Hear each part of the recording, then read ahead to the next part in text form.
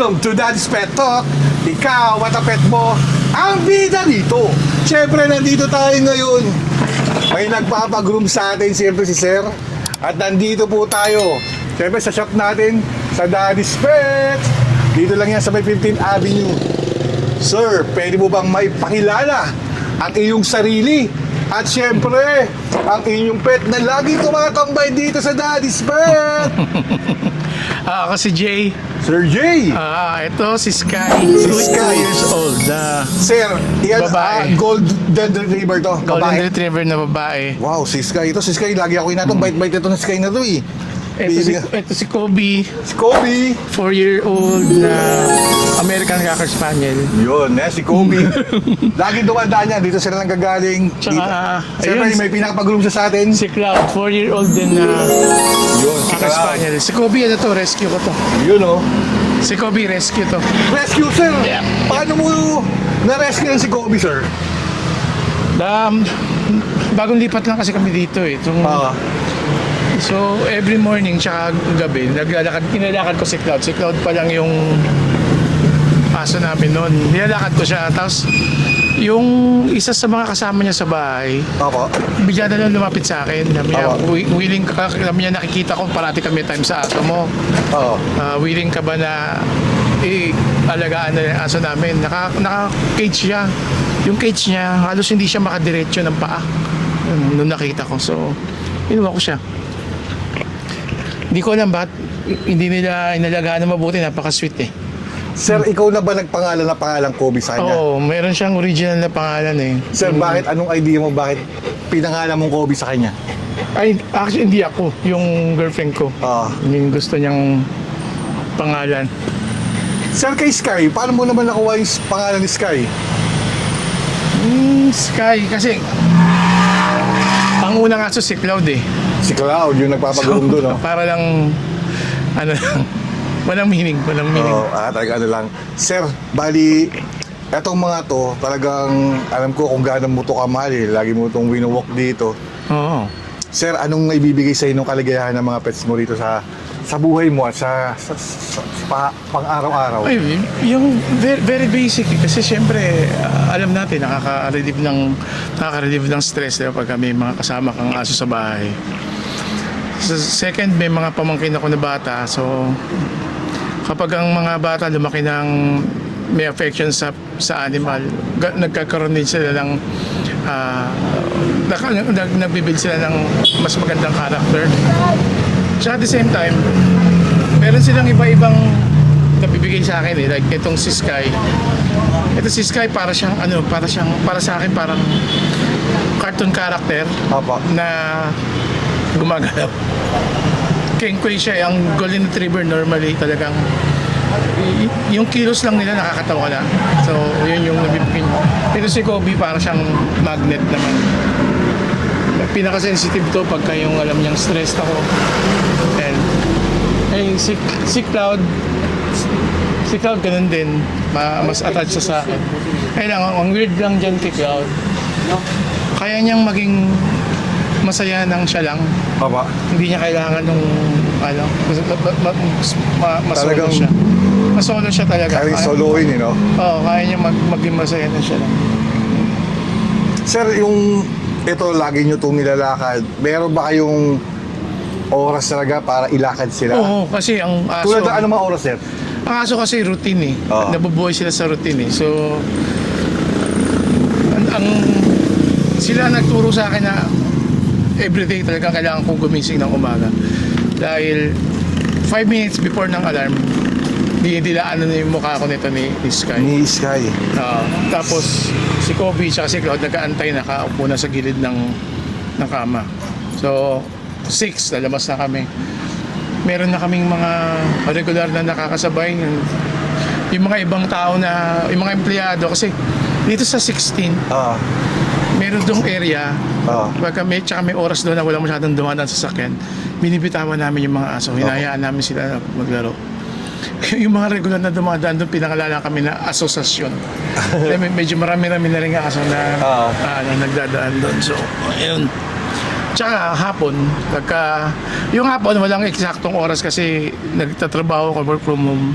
So kung kailan yung break time ko or kung kailan ako pwede mag-break, yun yung ginagamit ko para ilakad naman sila kahit 30 minutes lang sa hapon or gabi.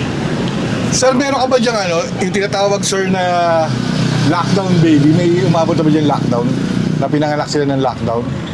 Ito, si Cloud tsaka si Kobe. Kobe. Sa kalagitnaan. Pero hindi na yung lockdown na hindi tayo pwede lumabas. Yung nakakapasok na ako sa trabaho nun, pero basically controlled pa rin yung mga parang 2021, mga ganun.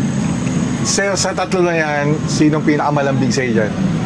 Ito, si Kobe. Kobe. Pero magkakaiba ng style eh. Yes, sir. Kasi minsan, si Kobe, si Kobe parating nakadikit.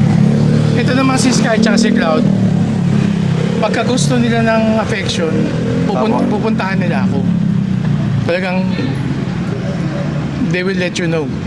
Ito tatayo sa harap ko, tapos nakangiti. Si Cloud talagang kakalmutin ako Kakalmutin na. ka. Oo. Hanggang hindi yan na titigil hanggang hindi ko pinipit or yung baby talk. Ganun. Sir, sa hapon, mga ano oras ka umiikot? Sa Five. umaga, may hapon rin ka bang ikot? Oo nga, 5 sa hapon. Ang pinakamadalas 5. Ah, Tapos mga hanggang 5:30. Meron Talagang- kaming mga kabatch na iba yung kabatch namin sa umaga, iba yung kabatch namin sa hapon. Kasi kadalasan ng mga aso dito, once lang nilalabas. Kami lang ata yun, twice. sir, siyempre alam ko, mahal mo na talaga to. Ah. Sir, pag nag-out of town ba kayo or nagbe-beach, sinasama mo ba itong tatlong to? Alam mo kung may means lang ako, kung meron lang akong means, isasama ko sila as much as possible. Pero Ah. wala. Pero meron naman naiiwan sa bahay. Hindi naman sila napapabayaan. Pero gusto ko sana. You know? Sir, sa mga future nito, anong nakikita mo sa kanila? Kunyari, sir, 5 to 10 years from now, alam ko na makakasama mo pa to, meron ka bang gustong i-message para sa kanila, sir? Hindi ano kasi ako eh. Ako yung tipo na tao na hindi ako nagre-reserve ng pag-show ng love tsaka affection para hindi ko na kailangan magsabi. Ginagawa ko na lahat ng kaya kong gawin in term pati sa pagkain na hindi ko sila pinapakain ng kibbles. Kasi para sa akin parang tao na pagka kumain ka rin ng processed food everyday, Oo. kakasakit ka. So, Bobby, Sir, anong mga may favorite ba yan, sir, na pagkain na pag hinanda mo talaga masyado silang na-excite? Diyos ko, yung pagka may okasyon, binibilan, kahit sinong may birthday sa bahay, kung sino may birthday, sila yung bibili nung rotisserie chicken, like Andox, or kaya yung 5-star. Naku, yun yung talagang, ay, Kobe, kami. Yun yung talagang gustong-gusto nila. Talagang, Ito kasi tatlong to, talagang pag dumaan ka dito, talagang sisilip dito, lalo na sa Sky. Kasi alam mo may Sky dito na maraming pets. At ang maganda kay Sky, sweet talaga to si Sky eh. Although lahat naman yan, taga sir, alam kong very sweet sa inyo yan. Sir, sa anong mga, bilang ko isang for parents, anong message mo or anong masasabi mo para sa kanila na parang, syempre gusto kong magkita-kita pa kayo ng 5 to 10 years from now or 15 years. May message ka ba or mensahe na para sa kanila? Kahit kay Sky muna. kung naiintindihan niya ako, sana isang saway lang. Makulit kasi. Saway si Sky. Kay Kobe naman. Kay Kobe, tanggalin na niya sana mawala na yung trauma na inabot niya nung dati. Oo. During nung... Talagang ni-rescue. Kay Cloud naman, sir. Si Cloud, ganun din, sana huwag lang masyado matigas ang ulo, masyadong independent. Kasi unusual sa aso yung independent. Ayun lang. Sir, mayroon ka bang mga mensahe o message sa mga four parents natin na gusto mag-alaga at magkaroon ng pet? Unang-una pagka naging per parent kasi automatic yun, mahal mo agad yung pets mo. So siguro talagang lang, give time, huwag nyo i-cage, huwag nyong itali, hayaan nyo silang maging part ng family thing. Yun yung Kasi marami ako nakikita, mahal daw nila yung aso nila pero naka-cage naman. So parang Tama. hindi ko nakikita yung point ng mahal mo tapos i-cage mo. Yun nga, di ba? Dapat free sila o Part ng family. talagang, Kasi it's all about yung kung ano yung ipapakita mong normal sa kanila eh. So kung kunyari kumuha ka ng puppy, first 2 months ng puppy sa bahay mo, doon talaga yung pinakamahirap kasi kailangan magsiset ka ng rules eh. Ako wala akong background sa dog training. Pero pinaparamdam ko sa kanila ano yung bawal, ano yung pwede. correct. Ako, I'm proud to say, kahit isa sa kanila, walang nahilig magngat-ngat. So, yung mga sapatos ko, kasi wala ko lang naging ano. Kasi, lalo na si Sky, ito talaga yung magiging distractor dahil malaki siya. Pero dahil bata siya, talagang nakafocus ako sa kanya na huwag siyang magngangat-ngat. Napigilan ko yun. Yung mga accidental na nagpupups or umiihi sa loob ng bahay, talagang dapat madisiplina mo every 2 hours. Pag puppy, talagang ilabas mo kung saan mo siya gustong umihila every 2 hours. Hanggang sa nakita ko na mag-isa na lang siya nagpupunta doon. Talagang hindi biro, sir eh. Sa yung pag-obey ng isang pet or ng pet na part of the family, nasa poor parents talaga. Kayo mag-guide eh. Nasa kung paano mo talaga palakihin eh. Parang, hindi ka, ito lang yung napapansin ko kasi maraming mga tao na nakikita nila yung mga sikat na mga aso sa Instagram or sa YouTube. As ang saya nila with the owner. Siyempre, ang hindi nabibidyohan doon, ano yung nasa background, ano yung nangyayari, paano umabot doon sa sitwasyon na ang saya nung pet owner tsaka nung pet.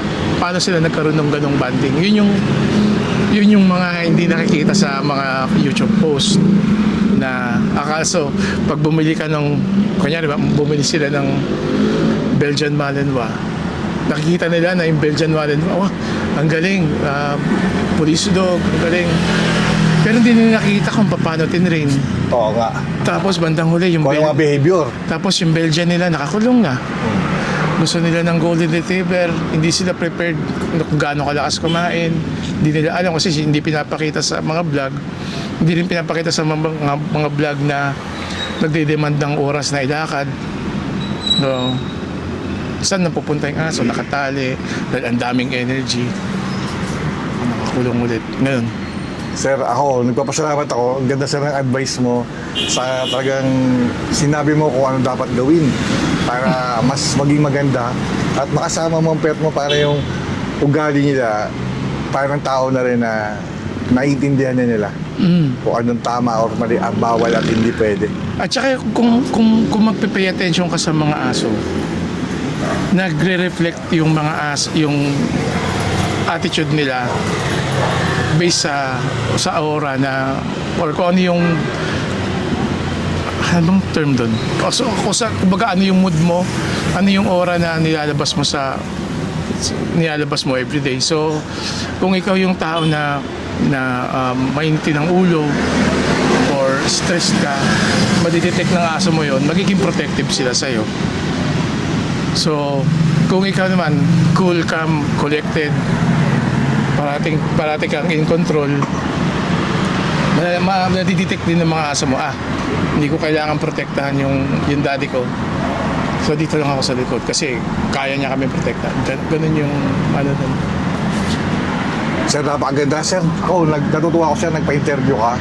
Kasi gusto kong, siyempre may mga full parents din, nakala nila madali lang kumuha na magpagkapit, madali lang ganun. Hindi.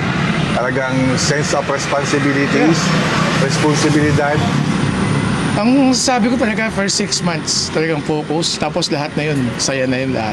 Kasi ikaw, bilang tao, pagka ginawa mo yung 6 months na yun na nag-focus ka, ang hindi mo napapansin, tinuturuan ka rin ng mga aso mo ng routine. Tinuturuan ka rin ng mga aso mo paano mag-stick sa isang routine. Tinuturuan ka rin ng mga aso mo na madisiplina yung sarili mo, na kailangan gumising ako ng umaga. kung yung aso mo hindi mo pinapakain ng kibbles, which is processed food nila, syempre i-apply mo rin sa sarili mo na hindi ka na rin kakain ng processed food. So, tapos tinuturuan ka nila, pag ibubok mo sila everyday, tinuturuan ka nila na kahit pa paano magkaroon ka ng exercise for yourself. Ayan. And pagka nag-walking ka, nakakapag-isip ka. Ayan. Sir, alam mo, napakaswerte sa'yo nila Sky, Cloud at ni Kobe. Dahil very responsible for parents ka. Ay, thank you. Ganun din naman. Nakikita ko naman yun, kaya talagang eager akong interviewin ka. Kasi si Kobe, hindi naman siya yung mahal si Kobe, mapagmahal din sa mga nakita niya na naamoy kasi nila kung sino yung mapagmahal na poor parents or Yeah. hindi. Kaya sila ito, sinabi ni Sir kanina, tuwing dadaan kami dito, hinihila nila ako papasok. Oo. Totoo yun. Tapos buti lang, thank you Sir na hinahayaan mo yung vision nila na Hindi, pumasok kasi- lang dito. Ano yun eh, parang ikaw yung daily routine mo, sir. Parang daily routine kung dadaan sila dito dahil may naamoy sila naka-pet boarding or nag-groom or yung amoy na ano dyan. Kasi alam ko naman na ang tawag na doon, makipagsalamuha sila eh. Yeah. Kaya lang, gusto nyo parang chika-chika lang samahan, kagaya rin nila. Kaya pag lumanda kayo, natutuwa talaga ako. Lalo sa kay Sky, napakabait ni Sky, yung Golden Retriever. Si Kobe, ayun na si Sky. Naku po, napakabait niyan. Yan na, lalapit na naman yan. Sir, Maganda rin yung maraming salamat sa pagmamahal mo, sa mga pets mo dito, na lumalapit na sa si Sky. Na parang ang daling magmahal na kagaya ni Sky. Dahil siyempre, hindi sa akin, ang favor niyan sa'yo eh. Kung paano mo talaga sila inalaga ang maigi. Hindi, yun nga lang yung yun nga lang yung kailangan mong gawin eh. Kailangan mo lang silang mahalin eh. Tapos lahat na yun magpo-fall into place. Lahat na yun magtutugma. Basta doon lang magsisimula. Correct, sir. Sir, baka meron kang gustong i-shout out sa mga kapetok nating nanonood or may advice pa sa yung huling message, sir. Ayan eh. Pero ini-encourage ko kayo na kung saan man kayo nagpapagroom, try nyo rin tong Daddy's Pet kasi Sir, di ka tinuruan dyan, ha? kasi legitimate na maraming mga business owner na they're just there for business. Correct. Pero dito sa Daddy's Pet, pet lover talaga yung may-ari. Yes, sir. Kaya naintindihan niya kung ano yung Correct, kung ano sir. yung kailangan natin. So try nyo rin. Hindi to paid Oh, sir, sir. Sir, maraming salamat sa iyo. Siyempre, pinaunlakan mo tong interview. It's my pleasure, sir. Na mapufuture ko kayo na kayo ni Sky, ni Kobe, ni Cloud sa Daddy's Pet Talk natin sa YouTube. Sir, muli, nagpapasalamat ako. No problem, sir. Ikaw, siyempre, si Sky, si Kobe at si Cloud na nagpapagroom doon. Kayo, dahil sa Daddy's Pet Talk, kayo ang bida rito. Yeah. Maraming salamat, sir. Mm-mm. Sir, thank you po, Thank you, sir.